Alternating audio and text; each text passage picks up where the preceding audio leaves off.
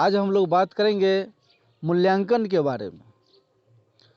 मूल्यांकन एवोल्यूशन, ये सीडीपी का हमारा जो है 16वां जो वीडियो है।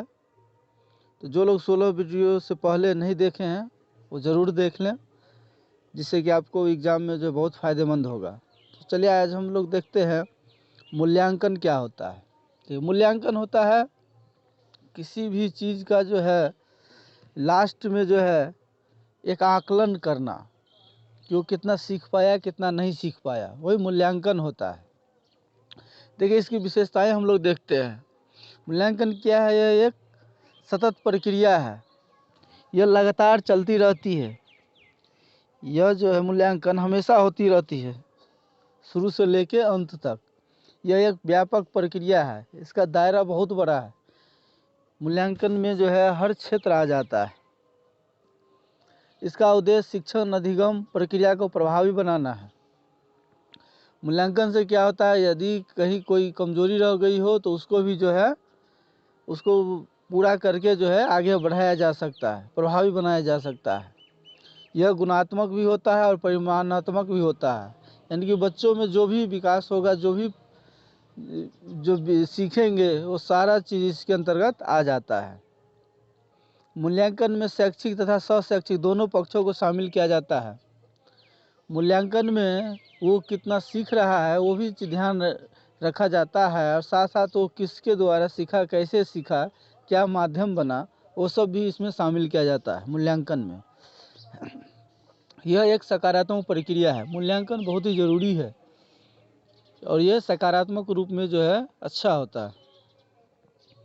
इसको जो है मूल्यांकन या आकलन को जो है दो भागों में बांट दिया गया है: संरचनात्मक या रूपात्मक मूल्यांकन, योगात्मक या सारांशात्मक मूल्यांकन। ये दो भागों में बांटा गया है। दोनों भागों को हम जो पढ़ेंगे हम लोग, तो देखते हैं दोनों भागों को जो हम एक साथ दे दिए हैं कि दोनों में अंतर भी स्पष्ट हो जाएगा और साथ साथ भी देख लेंगे, दोनों को पढ़ लेंगे।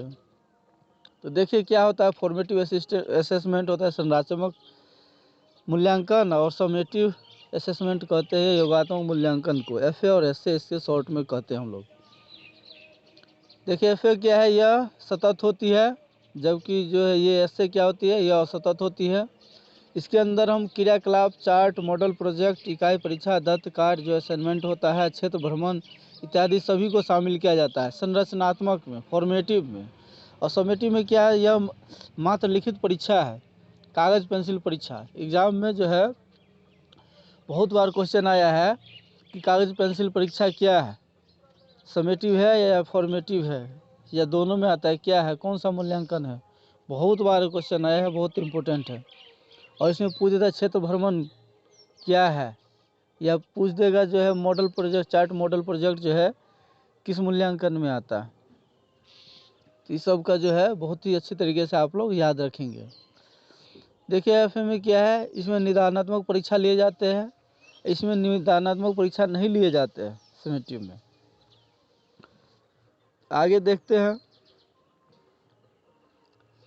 आगे है एफ वाले में संरचनात्मक में, इसमें उपचारात्मक शिक्षण दिए जाते हैं, इसमें उपचारात्मक शिक्षण नहीं दिए जाते। ये उपचारात्मक शिक्षण क्या है इसको हम बाद में बताएंगे, इसके बारे में भी जो है अलग से हमने लिख रखे हैं।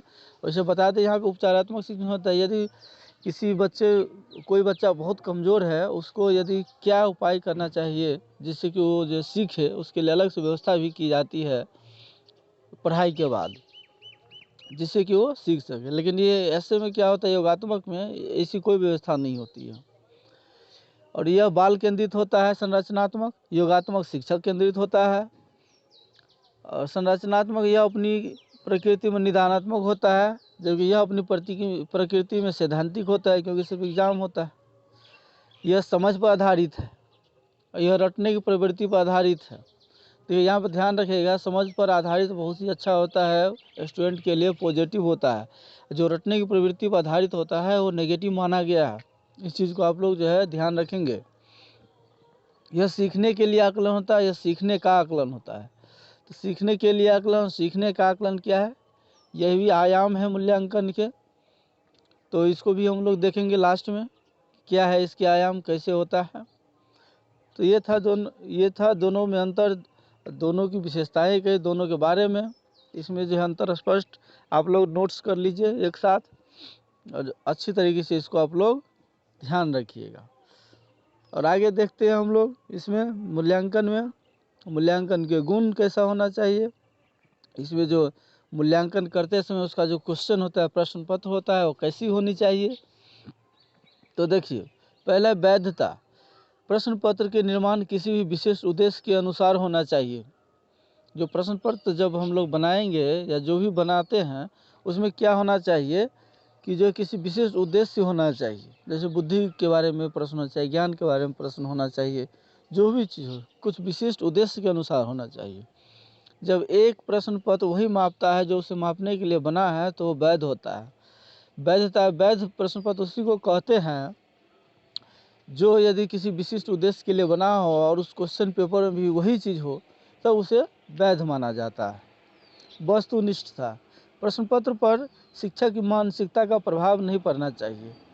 प्रश्न पत्र जो है एकदम जो है जो भी हो, वो जो है शिक्षक अपने मन से कुछ ना उसमें जो है दे, जो भी है पुस्तकों से है, जो भी रहता है उस पर जो है पूरा सही से होना चाहिए, उस पर अपना प्रभाव नहीं डालना चाहिए, अपने मन से कुछ भी नहीं जोड़ना चाहिए।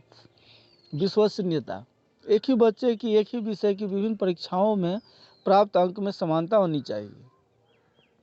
यदि आप क्वेश्चन पूछ रहे हैं, बच्चे को पढ़ाया जा रहा है, तो उसमें भी जो है कि बच्चे के एक ही विषय का परीक्षा हो रहा है और छमाही दिया, वर्षमाही दिया, या कई प्रकार के कोई और बीच में भी एग्ज़ाम देता है, तो उसमें जो है अंकों में उसकी समानता होनी चाहिए। क्योंकि आप क्वेश्चन इस तरीके से पूछिए कि बच्चों में जो अंकों की समानता लगभग हो। ये नहीं कि कभी बहुत ज़्यादा हार्ड पूछ ले, कभी बहुत ज़्यादा जो है हल्का पूछ दे, उससे भी क्या होता है, सही नहीं होता है।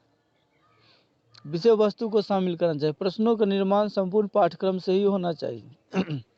विषय वस्तु, जब प्रश्न पत्र बनाते हैं तो विषय वस्तु को ध्यान में रखना चाहिए और विषय वस्तु के अनुसार ही सारे क्वेश्चंस बनाने चाहिए। मानकीयकरण होना चाहिए।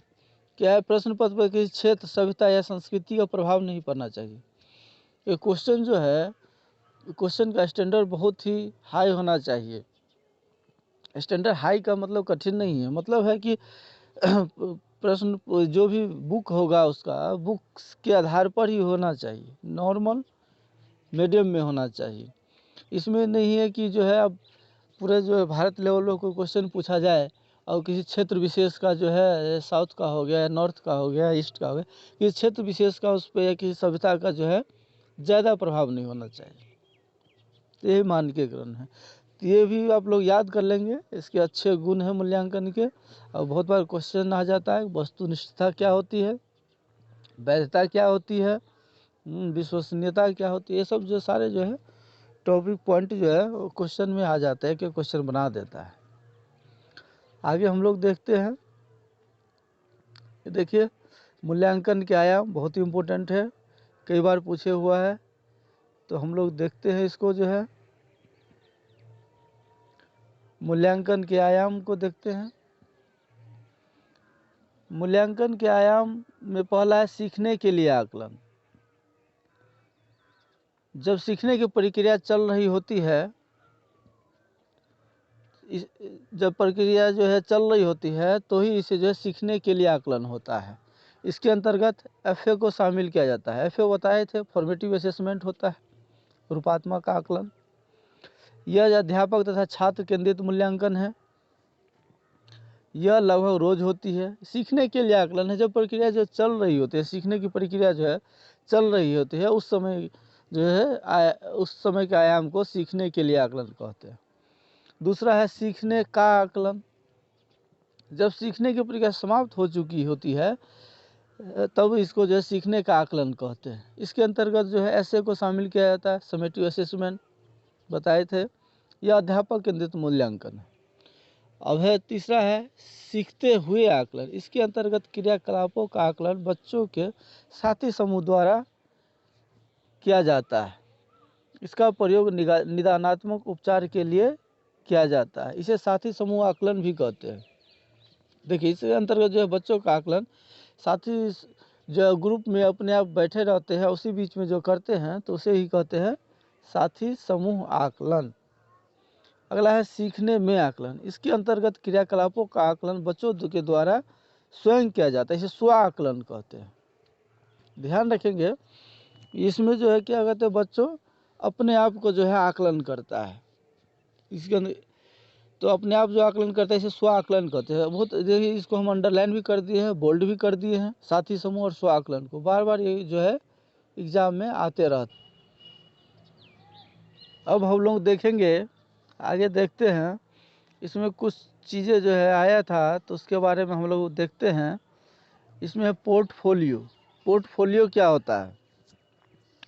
इसके अंतर्गत हम जो है पूरे वर्ष की क्रियाकलाप, आयु, भार, कद, फोटो, कमजोरी, ताकत सब इत्यादि सभी को सम्मिलित करते हैं।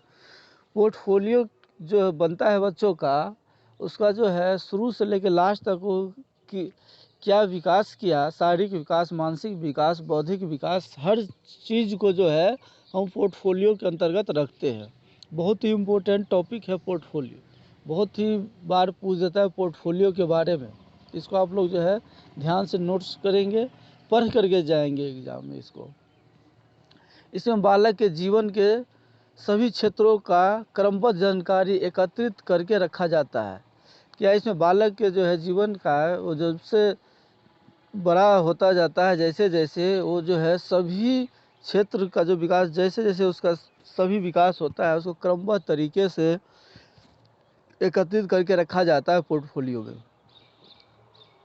इसमें बालक का व्यक्तिगत, पारिवारिक, सामाजिक, कला एवं खेल, शैक्षणिक, शैक्षणिक विशिष्ट उपलब्धियां आदि के बारे में जानकारी मिलती है।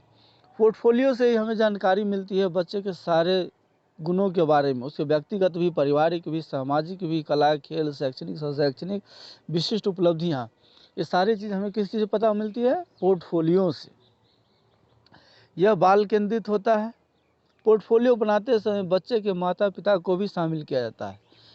ध्यान में रखा जाता है कि जब पोर्टफोलियो बनाते हैं तो उसके माता पिता को भी शामिल करते हैं कि वो उनका भी कितना सहयोग है बच्चे को जो है आगे बढ़ने में।